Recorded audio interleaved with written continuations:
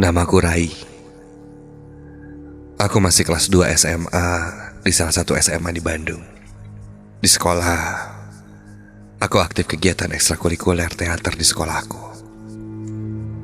sebagai ketua eskul. Dan ketika itu, aku sedang sibuk-sibuknya dengan anak-anak baru di eskulku itu.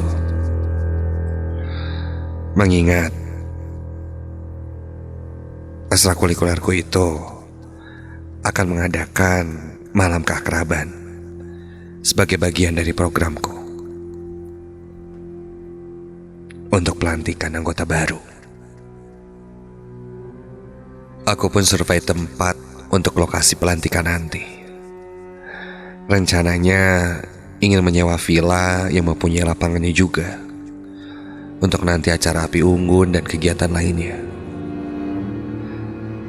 Setelah mencari ini itu, akhirnya kita dapat satu villa di sekitaran daerah Bandung Barat.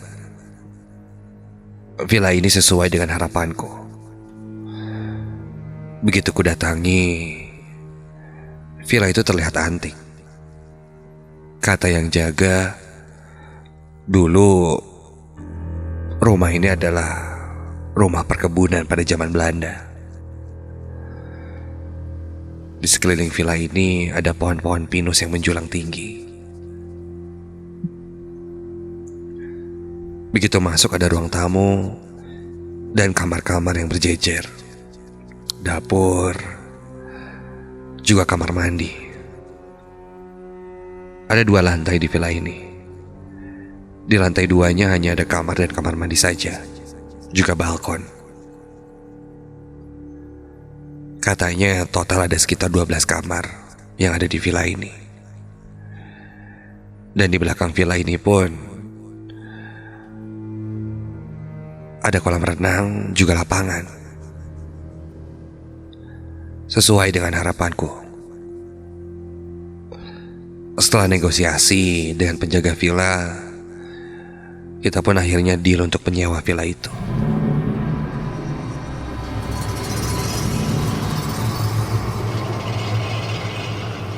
Perjalanan dari villa ke sekolah sekitar 2 jam lebih. Dan mungkin kalau weekend bisa macet sampai 3 jam. Mengantisipasi itu, nanti para peserta akan berangkat dari pagi-pagi.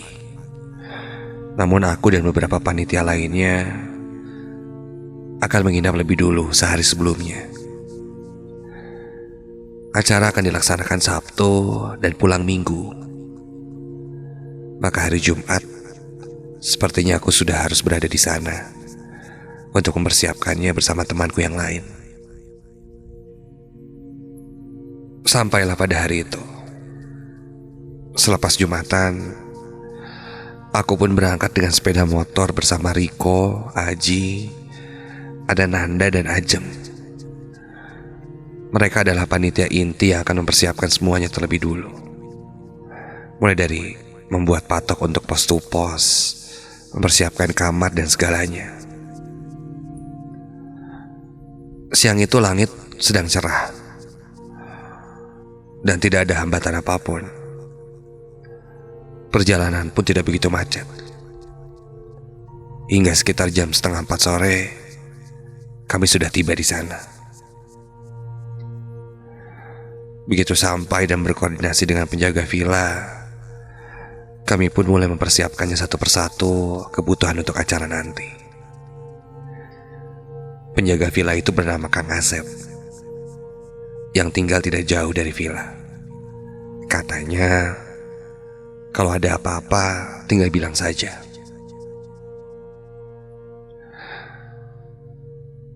Aku kebagian mengecek kamar. Satu persatu ku cek dan ku catat nama-namanya di kertas untuk penempatan kamar peserta nantinya. Rencananya semua peserta akan berada di kamar atas dan panitia di kamar bawah. Ku hitung total ada 12 kamar, seperti yang dikatakan penjaga sebelumnya. Setelah mengecek semuanya, Aku beranjak ke dapur untuk menyimpan beberapa bahan makanan. Dan saat itu, di dekat dapur, ada satu kamar lagi yang tertutup. Loh, katanya cuma 12. Kok masih ada satu kamar lagi? Ku coba buka gagang pintunya, namun kamarnya terkunci. Ini kamar atau ruangan apa ya? Sayang banget gak bisa dibuka. Padahal kan lumayan untuk nyimpen-nyimpen barang.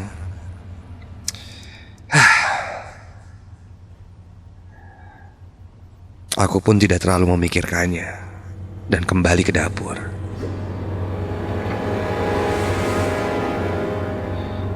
Waktu pun berlalu dan malam pun tiba. Udara dingin sudah mulai terasa khas daerah atas. Kami membuat kopi untuk menghangatkan badan sambil meeting untuk acara besok. Tak terasa obrolan itu pun berlarut. Sampai ketika aku sadar, sudah jam setengah 12 malam.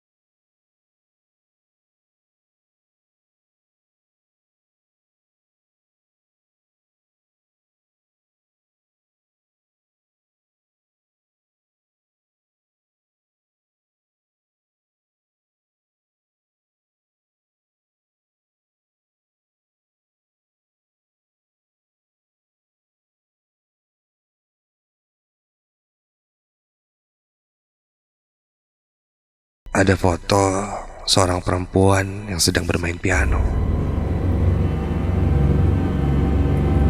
Namun foto itu sudah berjamur, jadi tidak begitu jelas. Hanya grand pianonya saja masih terlihat lumayan jelas. Wajah perempuan itu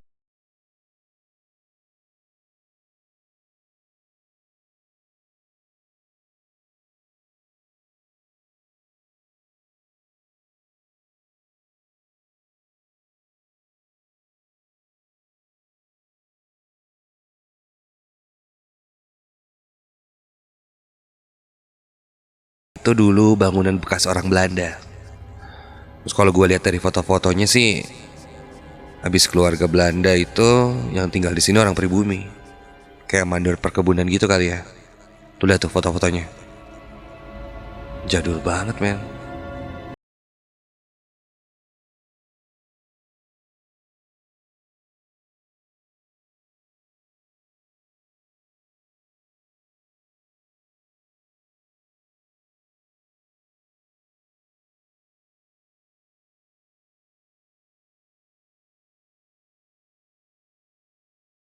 Piano. Guys, dengar gak? Ada suara piano. Jelas ini mah. Dengar ya? Suara piano denger ya? Begitu kata aku. Temanku yang lainnya juga mendengarnya. Dari mana ya? Tuh. Oh, jelas kan? Ini kayaknya ada piano deh di villa ini. Ya gak sih?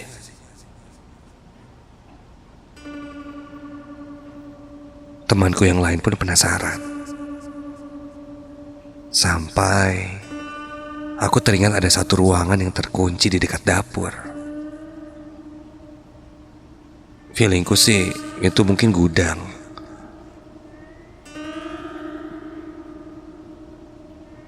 Dan sepertinya di dalam ruangan itu ada piano. Mungkin. Aku pun mengajak teman-temanku ke ruangan dekat dapur itu. sampailah aku di depan pintu ruangan itu. Pintu itu berwarna coklat dengan gagang tembaga. Jika dipikir, kamar ini berbeda dari kamar yang lainnya. Kamar yang lainnya sepertinya sudah direnovasi. Namun yang ini,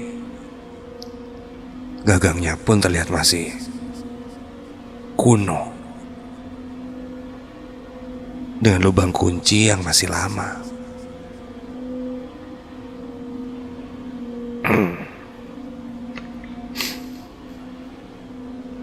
Kalau kata gue sih, mungkin suara pianonya dari dalam ruangan ini. Tapi kan gak bisa dilihat di kunci.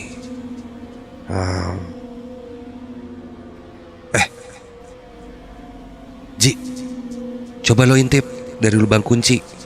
Lihat ada apaan, Ji? Kok gua sih?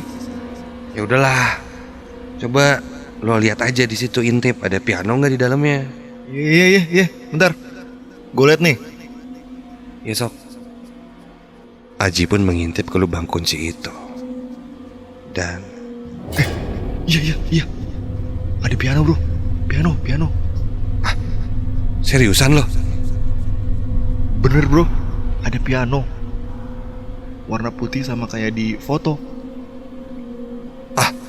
Bener lo. Begitu kata Aji.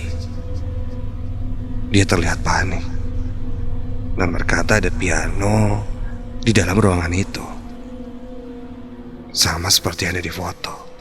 Oh, mungkin foto perempuan yang bermain piano. Lalu Riko pun penasaran. Kali ini dia pun mencoba mengintip dari lubang kunci di pintu itu. Coba Rik, lu lihat ada apaan? Beneran gak ada piano? Iya, ada tuh piano. Iya ada piano. Tapi tunggu. Astagfirullahaladzim. Kenapa? Rik, kenapa? Serius? Gue liat cewek bro, pakai baju putih lewat depan piano. Sumpah asli, sumpah merinding nih. Lo lihat tangan gue, merinding. Yang bener. Jangan bercanda lo. Udah, jadi gue lihat sendiri deh. Awas nih kalau kalian pada bohong. Aku pun jadi penasaran.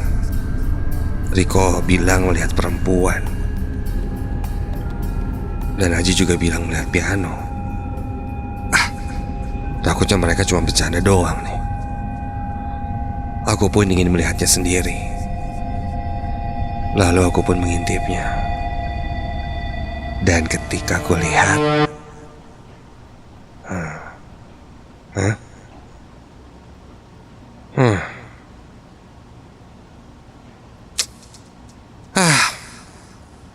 apaan ah? Gak ada apa-apa juga. Cuman warna hijau aja. Tidak seperti yang mereka bilang. Aku tidak melihat piano di sana.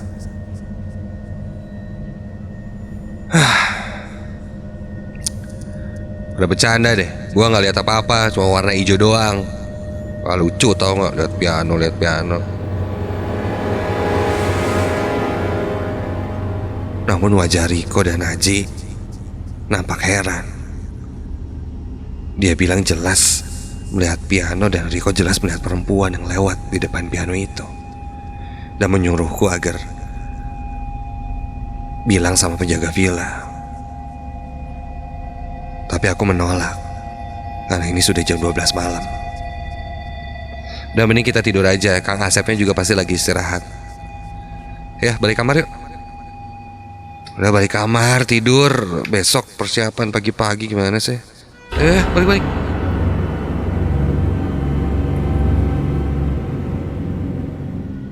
Kami pun akhirnya kembali ke kamar dan bersiap tidur untuk beristirahat dan persiapan besok pagi.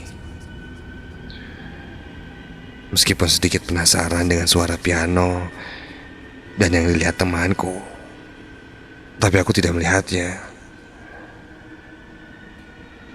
Aku pun coba untuk tidak memikirkannya.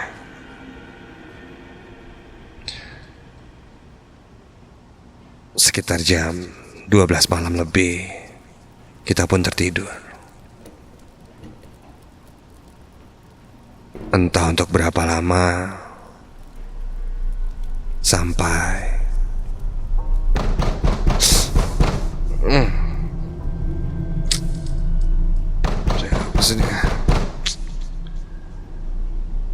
aku terbangun karena ada yang mengetuk pintu. Siapa sih? Riko dan Aji nampak tertidur pulas. Aku pun terbangun dan membuka pintu. Ketika aku lihat, ternyata itu Ajeng. Ngapain sih lo malam-malam kayak gini? Anterin ke kamar mandi dong, takut nih. Si Nanda tadi dibangunin gak bangun terus. Dasar cewek. Yaudah cepetan ya, ngantuk gue. Udah ada aja nih. Aku pun mengantarkan Ajeng ke kamar mandi. Sampai di kamar mandi, Ajeng pun masuk. Dan aku pun duduk di kursi yang ada di dapur, di sebelah kamar mandi dan menunggunya. Sampai dari dalam kamar mandi terdengar Ajeng memanggilku. Rai, kamu tadi dengar suara piano ya? Iya? Lo denger juga? Iya. Tuh kan benar. Riko sama Aji juga dengar. Dan katanya di ruangan ini nih, yang deket dapur, ada gitu, ada piano gitu. Pas diintip dari lubang kunci, mereka lihat piano gitu. Kok ngintip-ngintip sih? Penasaran aja. Tapi pas gue lihat nggak ada apa-apa tuh, nggak ada piano, cuma warna hijau aja gitu. Kayaknya ruangannya warna hijau kali ya. Emang ada piano kok di sana. Hah? Soto yang tahu dari mana? Yang main piano itu kan saya. Ah, apaan sih lo? GJ deh. Buruan sih, lama banget. Ajeng, hoi. Pintu kamar mandi pun terbuka perlahan. Dan ketika aku lihat, loh, hah? Di dalam kamar mandi itu tidak ada siapa-siapa. Bulu kuduku merinding seketika. Dan ketika itu tiba-tiba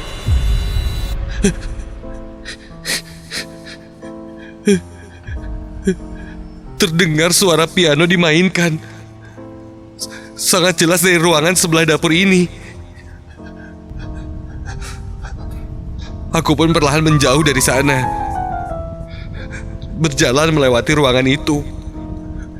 Dan ketika ku lewati ruangan itu,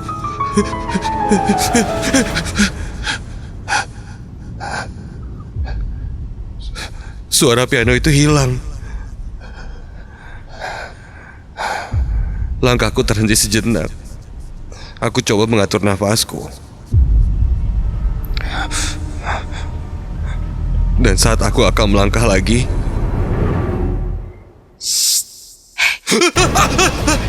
ada yang menepuk bahuku dari belakang. Dan ketika ku tengok, astaga, berdiri sosok perempuan memakai gaun putih pendek tepat di belakangku. Kepalanya menunduk dan rambutnya terurai menutupi wajahnya. Tangan kanannya masih memegang bahuku. Seketika itu aku langsung berlari dan masuk ke dalam kamar. Ketika itu teman-temanku terbangun dan kaget. Mereka pun mulai menenangkanku. Dari sana aku tidak bisa tidur hingga subuh tiba. Aku masih shock dengan apa yang kulihat dan aku dengar.